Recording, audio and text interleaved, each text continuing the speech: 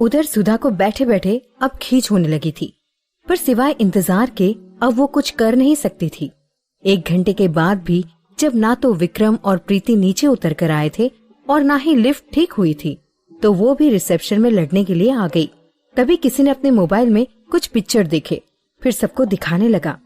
कहाँ सब प्रीति की बेइज्जती करने के लिए इकट्ठे हुए थे, वो सभी न्यूज देखने के बाद वहाँ से खिसकने में ही भलाई समझने लगे।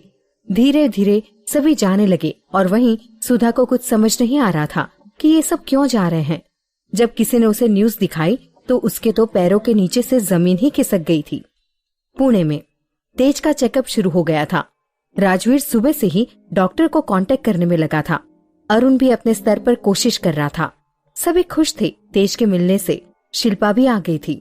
रात में तेज की सर्जरी होनी थी, क्योंकि सिटी स्कैन में पता चला था कि तेज के सिर में ब्लड क्लॉट जमा हो गया है, जिससे जल्दी निकालना जरूरी है। तेज के ऑपरेशन के लिए डॉक्टर ममता को ही सिटी हॉस्पिटल ने रिफर किया था, जो शाम तक पहुंचने वाली थी। चेकअप के बाद तेज को रूम में लेटा दिया गया था और सभी उसे देखकर रूम के बाहर आ चुके थे। तनु अभी भी शांति से उसके रूम के बाहर ही बैठी थी। उसे तो जैसे अपनी कोई फिक्र ही नहीं थी, लेकिन सभी को तनु की बहुत फिक्र हो रही थी। शिल्पा ने बार बार उससे बात करने की कोशिश की, पर वो किसी की बात का जवाब ही नहीं दे रही थी। राजवीर काफी समय से वहीं था, इसीलिए अरुण ने उसे फार्म हाउस भेज दिया था, साथ ही शिल्पा को भी। अब बस तनु और अरुण ही रह गए थे। तनु अब थोड़ी सी नॉर्मल हो गई थी, पर वो अभी भी तेज को देखने नहीं गई। अरुण से वो भी होटल की रिपोर्ट ले रही थी। इस हालत में भी वो तेज के बिजनेस का पूरा ध्यान रख रही थी। डॉक्टर ने अरुण को दवा लाने को कहा। अरुण तनु को बोलकर चला गया। उसके जाने के कुछ समय बाद तनु तेज के रूम में गई। वो तेज को ऐसी हालत में नहीं देख पा रही थी। उसने धीरे से दरवाजा बंद किया और दरवाजे से टिककर तेज को देखने लगी। वहीं से ही उसने तेज को कहा, आपको तो बहुत अच्छा लग रहा होगा ना मेरी ऐसी हालत देखकर, तभी इतने आराम से सोए हैं। वो धीरे धीरे कदमों से तेज की तरफ बढ़ रही थी और बोलती जा रही थी, जैसे तेज सब कुछ सुन रहा हो। तनु ने कहा, मैंने मना किया था, मेरा दिल आपको जाने नहीं दे रहा था, पर फिर भी आप क्यों गए? बोलिए ना, शांत क्यों है तेज? आपके बिना कैसे जी हूं मैं? इतने दिन आपको खबर भी है? एक एक पल बस काटने को दौड़ता था मुझे, लेकिन अब मुझे जवाब चाहिए तेज। वो तेज के पास आकर उसके सीने के जख्मों को हल्के हाथों से छूकर बोली, जितना दर्द आपको है ना, उससे कई गुना ज्यादा दर्द मुझे हो रहा है। हर बार बार बार मुझे आपने अपने आप से दूर किया है, और इस बार भी। उसने बेदर्दी से अपने आंसू पोंछे और रोते हुए बोली, कब आप मेरे प्यार, मेरी जान बन गए पता ही नहीं चला। एक पल भी दूरी बर्दाश्त नहीं होती मुझसे। सबने कहा तेज अब नहीं है, मुझे पता था आप है, क्योंकि आप मेरे दिल से कभी निकले ही नहीं। आज आपकी ये हालत बहुत चोट दे रही है मुझे। एक बार बात कीजिए ना, देखिए आपके बिना आपकी तनु कैसी है। प्लीज एक बार, बस एक बार देखिए ना मुझे, बात करिए। नहीं जी पा रही हूँ आपकी ऐसी हालत देखकर। जल्दी ठीक हो जाइए प्लीज तेज, मत तड़पाइए मुझे। फिर उसने रोते रोते तेज के सीने के पास अपने सर को रखा और वो तेज के नजदीक ऐसे ही रोते हुए सो गई। दर्द तो तेज को भी था, बस वो इस हालत में नहीं था कि तनु से बात कर सके। तनु को क्या पता था, जब तेज को गोली लगी थी तब तेज की आंखों के सामने जिसका चेहरा था वो उसी का था, और आज तेज के आंसू जो बहकर तनु के सिर पे आ रहे थे, उसके बारे में भी तनु को नहीं पता था। इश्क ना होकर इस कदर कि जीने की वजह बन जाए, या ना बन जाए मौत की वजह। एक पल भी जीना फिर जो मुहाल कर जाए। मौत भी आती है तो उससे भी दुआ मांगते हैं, ले जा रूह मेरी पर मेरा यार खुश रहे। बस यही दुआ मांगते हैं। दुआ जो हो कबूल ये वो ही जानते हैं। इश्क के इस प्याले में जो डूब कर उतर जाते हैं, दर्द एक का हो वो महसूस दूसरे को होता है। यही इश्क तो कबूल होता है। राजवीर और शिल्पा घर आए। बात बात में ही शिल्पा ने राजवीर से कहा, आज सुबह से ही मम्मी और पापा का नंबर ट्राई कर रही हूँ, पर पता नहीं दोनों का नंबर बंद क्यों आ रहा है। पलक बहुत जिद कर रही थी, उसे दादी से बात करनी थी। आपकी बात हुई क्या? पता नहीं क्यों मुझे कुछ ठीक नहीं लग रहा है। तभी राजवीर को ध्यान आया, अंकल जी ने प्रीति के बारे में न्यूज देखने को कहा था। उसने शिल्पा को रात में हुई बात बताई और घबराते हुए अंकल जी को फोन लगाया, पर अभी भी फोन बंद आ रहा था। परेशान होते हुए उसने शिल्पा से कहा, पता नहीं कौन सी न्यूज है जिसके कारण पापा जी इतने परेशान हो गए हैं, क्या करूं? शिल्पा ने कहा, प्रीति को फोन लगाओ, आखिर पता चले क्या बात है। राजवीर ने फिर प्रीति को फोन लगाया। उधर प्रीति अभी कार में ही थी। राजवीर का फोन देखकर ही उसे घबराहट होने लगी। उसने एक नजर साधना जी की ओर देखा, फिर धीरे से कहा, भाई का फोन है, मैं कैसे बात करूं? वो बहुत नाराज होगा। उसकी आंखों में फिर आंसू छलक आए। साधना जी उसका ढाढ़स बंधाते हुए बोली, बात करो, फिर मेरे भी करवा देना, मैं समझा दूंगी। प्रीति ने उन्हें देखते हुए हाँ कहा और राजवीर का फोन उठाया। राजवीर ने फोन स्पीकर पर रखा था। प्रीति ने कहा, भाई। साथ ही उसकी आंखों से जैसे कब से रुके हुए आंसू बरस गए। राजवीर उसे ऐसे रोते सुनकर घबरा गया। उसे जल्दी ही कहा, क्या हुआ बिट्टू, तू ऐसे रो क्यों रही है? कोई बात है, तू बता। प्रीति सिसकती ही जा रही थी और उसे ऐसे रोते देखकर राणा जी साधना जी से बोले, तुम बात करो या मेरी करवा दो। साधना जी ने प्रीति से फोन लिया तो प्रीति अपने हाथों से अपने चेहरे को ढककर रोने लगी। साधना जी ने फोन लेकर कहा, देखो बेटा, मैं विक्रम की माँ बोल रही हूँ। यहाँ थोड़ी सी प्रॉब्लम हो गई है। प्रीति अभी हमारे साथ है, कुछ जरूरी बात भी करनी है।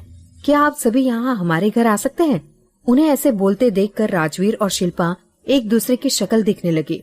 राजवीर ने घबराते हुए कहा, क्या कोई बात है आंटी? साधना जी गहरी सांस लेकर बोली, सॉरी बेटा, हम तुम्हें बता नहीं पाए, पर विक्रम और प्रीति ने शादी कर ली है, इसीलिए अब जो भी बात है प्लीज सभी साथ बैठकर कर लेंगे। हम इंतजार करेंगे आप सभी का। राजवीर ने एकदम ही चौंक कर कहा, क्या? विक्रम और प्रीति की शादी? पर कैसे? मेरा मतलब क्या इसलिए पापा परेशान है? मैं आपसे फिर बात करता हूँ और हम जल्दी ही आएंगे। राजवीर ने परेशान होकर शिल्पा को देखा। शिल्पा तो खुद ही ये न्यूज सुनकर शॉक में थी। विक्रम ने फिर शिल्पा से कहा, ये सब क्या हो गया? बिट्टू ऐसे कैसे शादी कर सकती है बगैर हमें बताए? अरे करनी ही थी तो बताती, हम तो तैयार ही थे ना। शिल्पा अभी भी शांत खड़ी थी। उसे ऐसे देखकर राजवीर ने उसे हिलाया। शिल्पा ने बड़बड़ाते हुए कहा, ये विक्रम ऐसा कैसे कर सकता है? अरे शादी कोई मजाक थोड़ी ना है, हमें बता तो सकता था। अभी बताती हूँ उसे। मेरी ननन से शादी कर ली और मुझे पता तक नहीं। राजवीर उसे रोकते हुए बोला, अब प्लीज थोड़ा सोच समझकर बात करना विक्रम से। और वैसे भी आग तो तुमने ही लगाई थी, पड़ी थी दोनों के पीछे। देख लिया, दोनों ने तुम्हें ही पीछे छोड़ दिया। बताना भी जरूरी नहीं समझा, अब इतनी भी क्या जल्दी थी? शिल्पा ने बड़बड़ाते हुए कहा, राज तुम जाओ अपनी हालत सुधारो। I mean, थोड़ा नहा धोकर फ्रेश हो जाओ। मैं तब तक अपने नए बने नंदोई से बात कर लेती हूँ। और मुझे लगता है तुम्हें दिल्ली निकल जाना चाहिए। मम्मी पापा का नंबर शायद इसी परेशानी के कारण बंद है। उन्हें भी जाकर समझाओ, मैं तनु के कारण अभी नहीं आ पाऊंगी। राजवीर ने भी हाँ कह दिया और वॉशरूम में चला गया। शिमला में विक्रम और प्रीति तो शादी करके काठ गोदाम के लिए निकल गए थे। वहां से सभी दिल्ली जाने वाले थे। सुधा अभी भी भौचुक की सी न्यूज देख रही थी।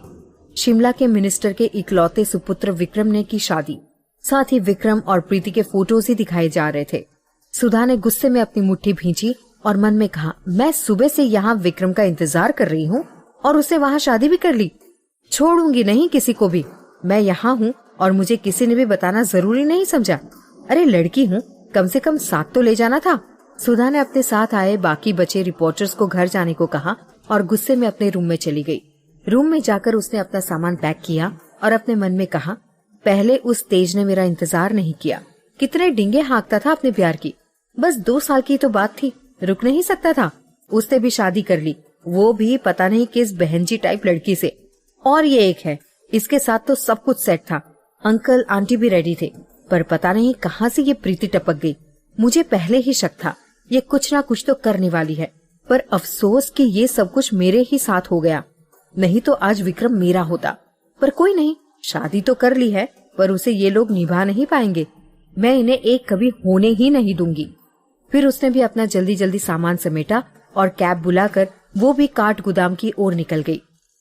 इधर शिल्पा ने विक्रम को फोन लगाया। विक्रम नानी के साथ कार में था। विक्रम ने नानी को देखकर कहा, ओ नो शिल्पा, पता नहीं कितना चिल्लाएगी मुझ पर। उससे साइड में कार रोकी और गहरी सांस लेते हुए शिल्पा का फोन अटेंड किया। नानी ने मुस्कुराते हुए विक्रम को देखा, फिर उसकी बातें सुनने लगी। विक्रम ने भी फोन स्पीकर पे कर दिया था। शिल्पा ने सीधे ही कहा, ओए नंदोई जी, जरा बताकर शादी नहीं कर सकता था? अरे हम तो खुद ही चाहते थे, फिर ऐसा क्या हो गया? तुम दोनों से रहा नहीं गया। तुमसे कहा था ना, वो मेरी एकलौती ननद है, ध्यान रखने बोला था, तुमने तो उससे शादी ही कर ली। विक्रम ने एक नजर नानी जी की ओर देखा और मन मन मुस्कुरा रही थी। उसने शिल्पा से कहा, वो शिल्पा, हमारी शादी का कोई इरादा नहीं था, पर विक्रम समझ गया था शिल्पा को मीडिया में फैली हुई न्यूज का पता नहीं है, उसे सिर्फ शादी की बात पता है। शिल्पा फिर चीखते हुए बोली, अब बताएगा तू, क्या बात है और ऐसे झटके देने की क्या वजह है? विक्रम ने गहरी सांस लेते हुए कहा, वो बैठकर बात कर लेते हैं, शायद मैं फोन पर सारी बातें नहीं समझा पाऊंगा। तू प्लीज दिल्ली में मिल, हम रात तक या कल सुबह पहुंच जाएंगे। तू तो अभी वहीं है ना, प्लीज माफ कर दे, मिलकर समझाता हूँ कि क्या हुआ था।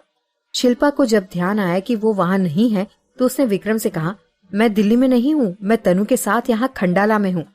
विक्रम ने चौंकते हुए कहा, तुम लोग खंडाला में क्या कर रहे हो? चिक्की खाने गए हो क्या?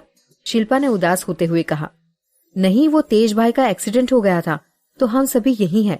तनु अकेली थी, एक तो यहाँ भाई का पिछले कई दिनों से पता नहीं चल रहा था, जिसके लिए तनु परेशान थी, और जब वो मिले तो अभी भी कोमा में है, तो तनु को छोड़कर कहीं नहीं जा पाऊंगी। इस बीच तुम्हारी और प्रीति की शादी, सब इतनी जल्दी हुआ कि कुछ समझ नहीं आ रहा है कि क्या हो रहा है। विक्रम के सीने में जैसे दर्द की लहर उठ गई। नानी ने भी ये सुनकर विक्रम के हाथ पर अपना हाथ रखा और उसे सांत्वना देने की कोशिश करने लगी। उसने गहरी आवाज में पूछा, तुम लोगों ने इतना पराया कर दिया, इतना कुछ हो गया, मुझे किसी ने बताया तक नहीं। तनु ठीक तो है ना? अपने प्यार को दर्द में देखना सोचकर ही उसे रहा नहीं जा रहा था। उधर जब शिल्पा को समझ आया तो वो हड़बड़ाकर बोली, हाँ अब ठीक है, बस भाई को होश आ जाए, तुम परेशान मत हो, तनु ठीक है, तुम वहां का देखो, मैं जल्दी ही मिलने आऊंगी। पूरा हिसाब लेना है, ऐसे कैसे शादी कर ली साले, नाचने का मौका भी छीन लिया। अभी तनु को बताती हूँ कि हमारा ये दोस्त भी हलाल हो गया है। चल रखती हूँ फोन। शिल्पा फोन रखकर अपने आप से ही बोली, ये मैं क्या कर रही थी? विक्रम आज भी तनु को भूला नहीं है, पर अब प्रीति के साथ उसकी शादी हो गई है, अब उसे कैसे भी तनु से दूर ही रखना होगा।